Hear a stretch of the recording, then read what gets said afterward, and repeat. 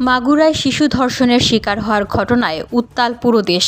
দেশজুড়ে এমন জঘন্য অপরাধ বেড়ে যাওয়ায় জনমনে যেমন আতঙ্ক বিরাজ করছে, তেমনি ধর্ষণ অপরাধের বিচারের দাবিতেও কয়েক দফায় রাস্তায় নেমেছে সাধারণ জনতা। এমনকি সোশ্যাল মিডিয়াতেও সরব থাকতে দেখা যায় দেশের স্বনামধন্য কিছু তারকাদের। এবার নিজের সোশ্যাল মিডিয়ায় দুঃখ প্রকাশ করলেন দেশের সঙ্গীত অঙ্গনের জনপ্রিয় সঙ্গীত শিল্পী Asif Akbar. Social media handle ফেসবুকে দুঃখ প্রকাশ করে গায়ক লিখেছেন, আসিয়া আমার আইডা, বাকরুদ্ধ এক অসারামি, লেখা আসে না, চেষ্টা করেও লিখতে পারছি না কিছু।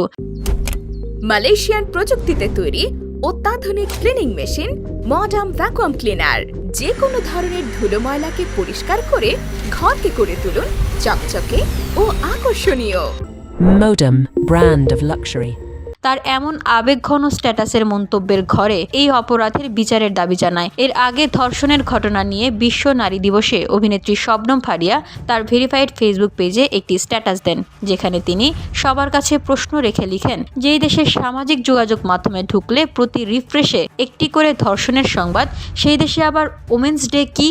তার আগে তিনি সাজাপ্রাপ্ত এক ধর্ষকের জামিনের সংবাদের ছবি ও লিঙ্ক পোস্ট করেছিলেন। পোস্টের ক্যাপশনে ফারিয়া তখন লিখেছিলেন, ধর্ষককে যারা জামিন দিয়েছে কিংবা এই প্রসেসের সঙ্গে যারা জড়িত তাদেরও শাস্তির আওতায় আনা জরুরি। তবে বিষয়টি নিয়ে দেশের অনেক তারকাকে এখনও মুখ খুলতে দেখা যায়নি। এরপর ঢাকায় সিনেমার মেগাস্টার শাকিব খান নিজের ফেসবুকে হ্যাশট্যাগ দিয়ে অপরাধীর বিচার চেয়ে একটি লেখা পোস্ট করতে দেখা যায়।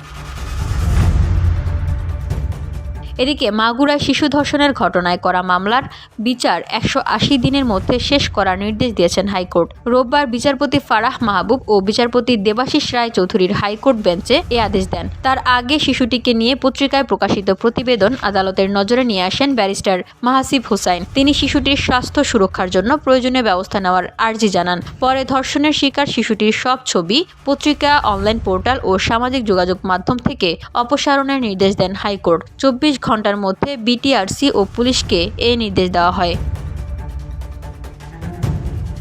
BOD Bangla news desk.